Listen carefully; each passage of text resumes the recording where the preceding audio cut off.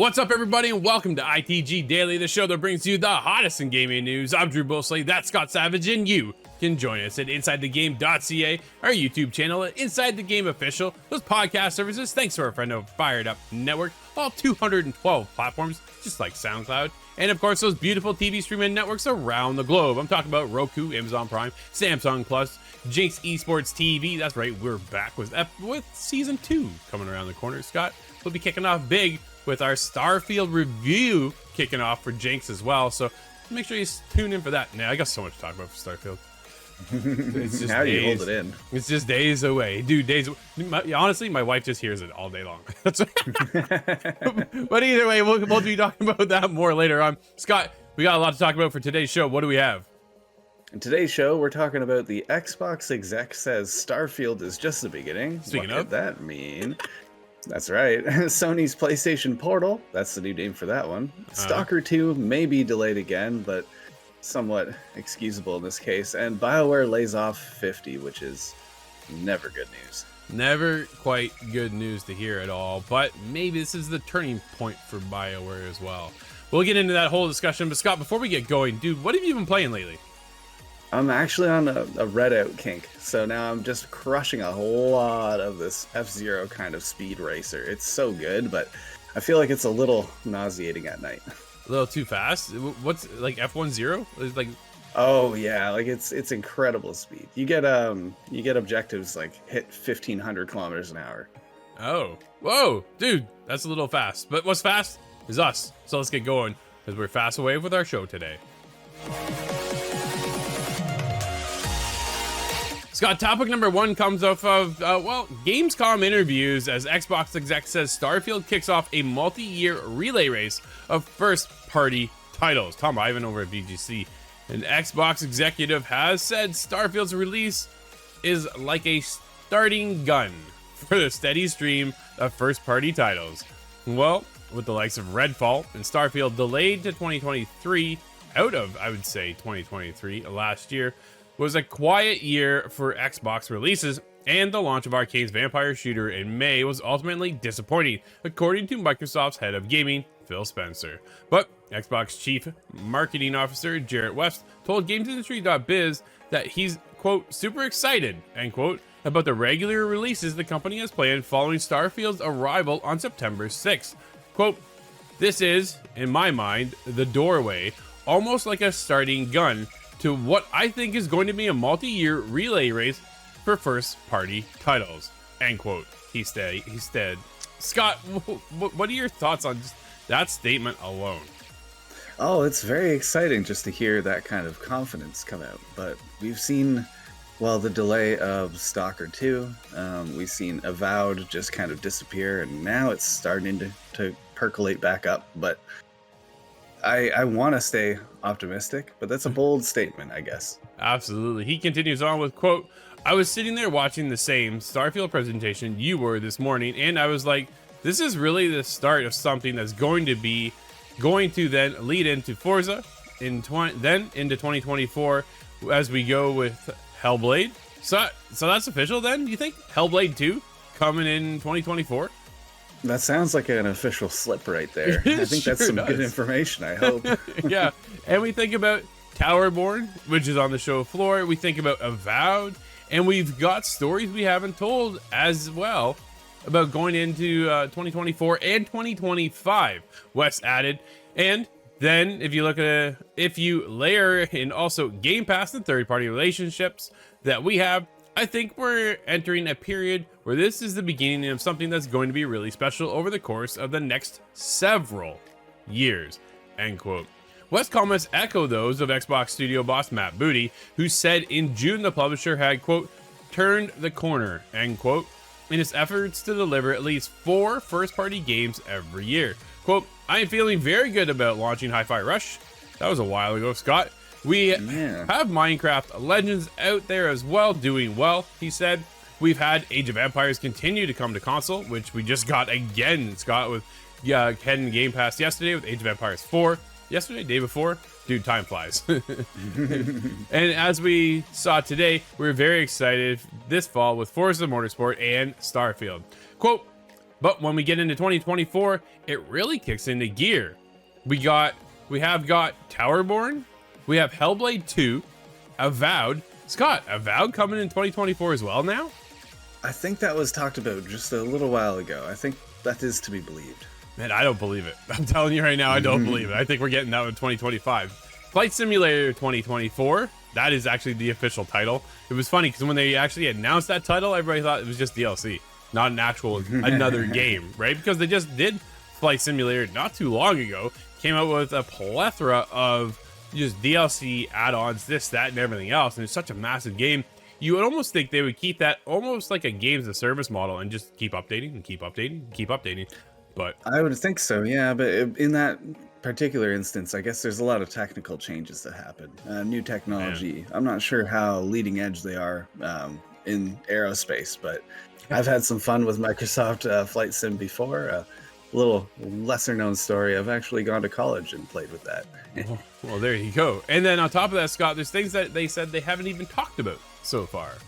Xbox has aggressively grown its portfolio of first-party studios over the past 5 years, as well as setting up the Initiative, which is working on Perfect Dark, a new Age of Empires studio. Xbox has acquired the likes of Ninja Theory for Hellblade, Playground Games, Forza Horizon, Obsidian, Fallout New Vegas, In Exile, Wasteland 3, Double Fine with Psychonauts, Undead Labs, give me State of Decay 3, Compulsion Games, We Happy Few, and of course Bethesda. And as of the latest, sounds like Activision Blizzard's on the way too. June's Xbox Game Showcase featured reveals in Exile's Clockwork Revolution and Compulsion's South of Midnight, which looks pretty sick, plus a fresh look at Obsidian's Avowed. Is 2024 the best year Xbox is going to have? It sounds like they're positioning themselves in that kind of way, and that's kind of long needed, really. How long has Xbox kind of been losing the console race in one way of saying it? And now, if they can properly put these releases together, that still remains to be seen. But if they can stick to this, I think that makes good on the long-term plan. You see Xbox putting up billions of dollars to buy out different companies and different publishers, and that all has to align for something. Absolutely. And then when you think about 2025, like they didn't mention Everwild, which is Rare's newest title, right? Rare is working on Sea of Thieves, and that's their games as service model that just keeps giving. And we're into the Legend of Monkey Island right now with that one and how that's all lining up and things like that. So that one's, I think, just going to continue on and keep everybody involved over there, Game Pass, and then in Sea of Thieves. And on top of that, they're working on this game called Everwild, which we saw something like 3 or 4 years ago. What we did see looked incredible, but we saw very little of it. And then on top of that, what we did see this year was Fable, which I don't think is coming next year. I think we'll be lucky if we even see it in 2025, Scott. Oh, you think it's that far out, eh? Yeah, yes, there was a lot of. It's a very ambitious project, but seeing what we saw last with the kind of photorealism look to it, it makes me think they are further on in development. I'm still hopeful, but we haven't seen anything about Perfect Dark still. Well, there's right? When you look at long run, what we get into, I think things are exciting. Is Starfield really the shining moment to kick things off, though, Scott? Oh, I don't think you can talk about it too much, but you would be the person to ask, really. Okay, yeah. What I mean is Starfield the go-to game to kind of get the turnaround moment for Xbox to get up and running into this new era, hopefully, for Xbox moving forward, where we get banger after banger after banger, right? Like, we've been waiting for those moments. Redfall fell flat on its face, unfortunately, where Starfield has this opportunity to take the world by storm. Granted, like, I can't say anything about it, but it is one of those moments where everybody's eyes are on Xbox and Bethesda for Starfield, right? So that's why I think it is the turning point, yeah, because it just has so much hype swell around it. Yeah. And I don't know whether it's good or bad or not, but I know that everybody is watching.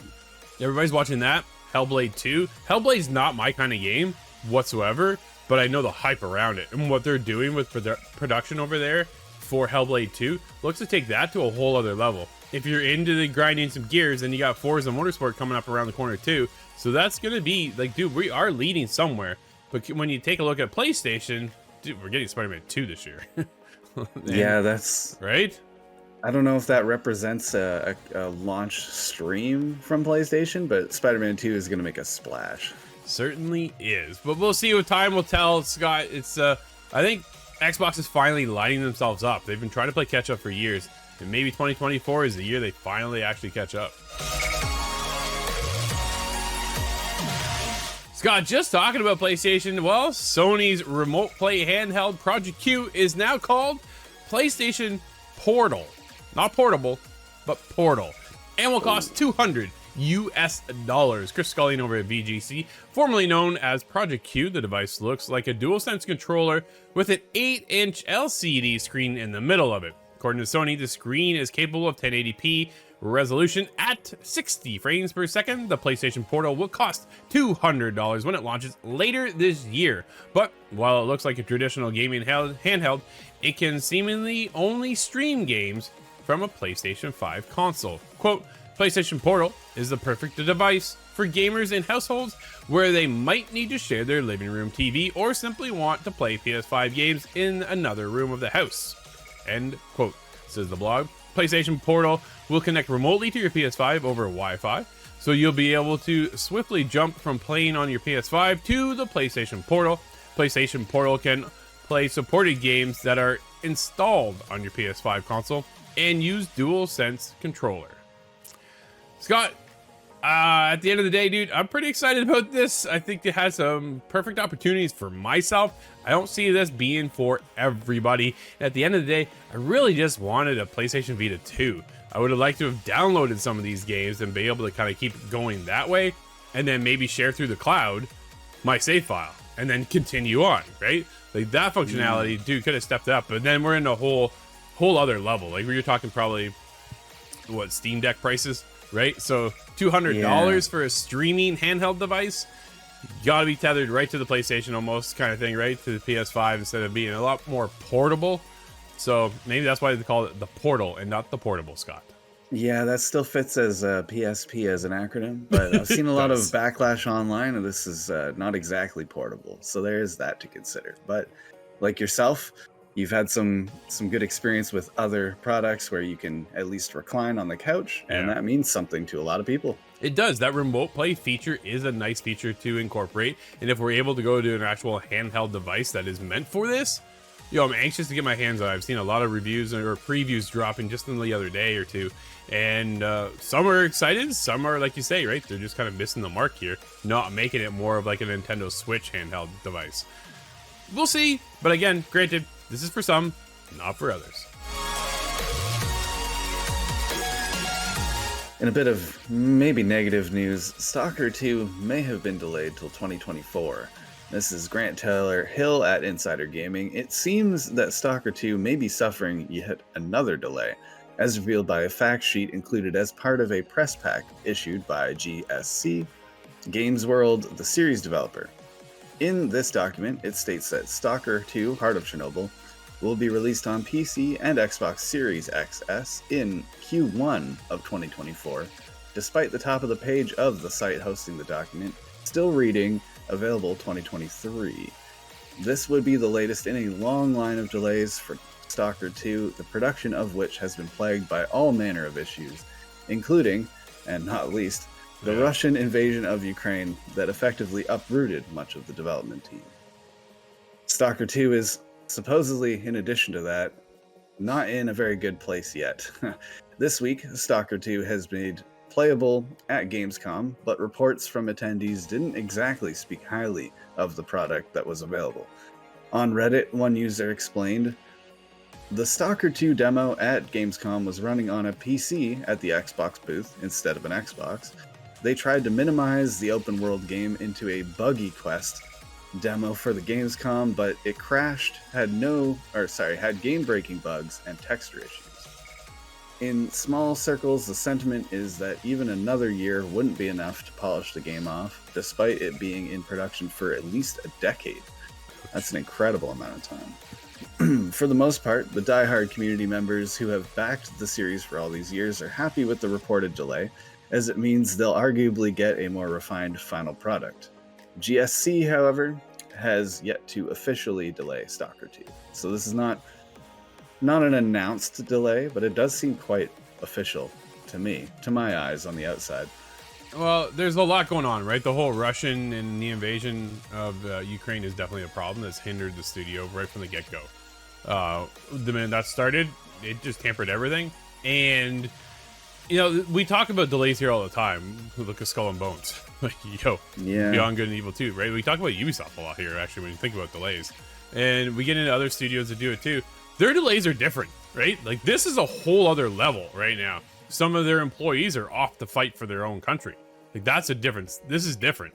So for me, it's unfortunate for Stalker 2 to be in this state.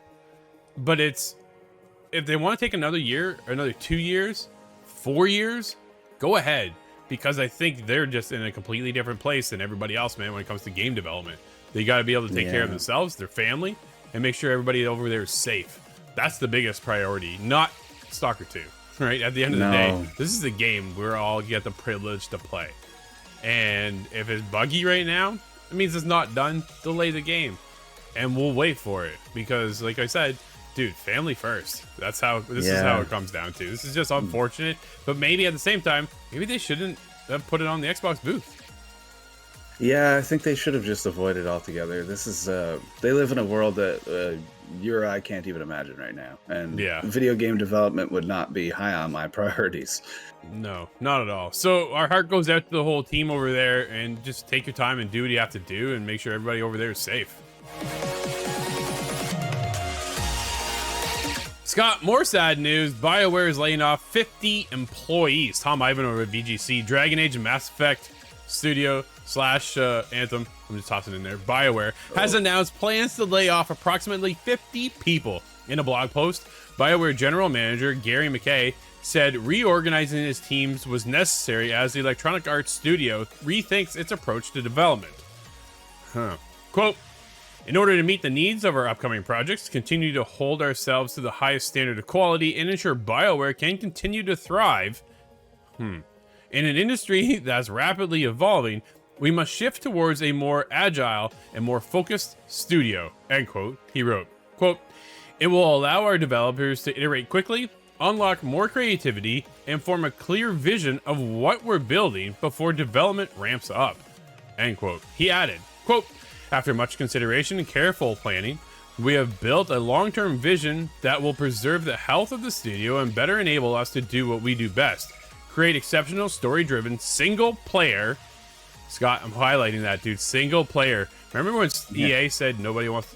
It was EA, right? Said nobody wants single-player games. Yeah. Oh, and they immediately just ate those words. Yeah, exactly. Single-player experiences filled with vast worlds and rich characters. The vision balances the current needs of the studio, namely ensuring Dragon Age Dreadwolf is an outstanding game with its future, including the success of the next Mass Effect. End quote. Scott.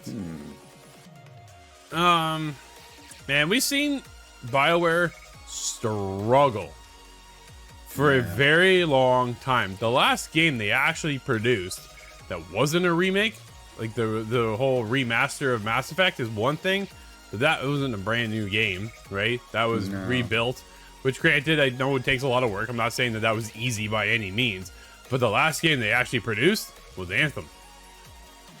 Yeah, I want to believe if this was in direct relation to Anthem, it would have happened sooner. Yeah, but absolutely.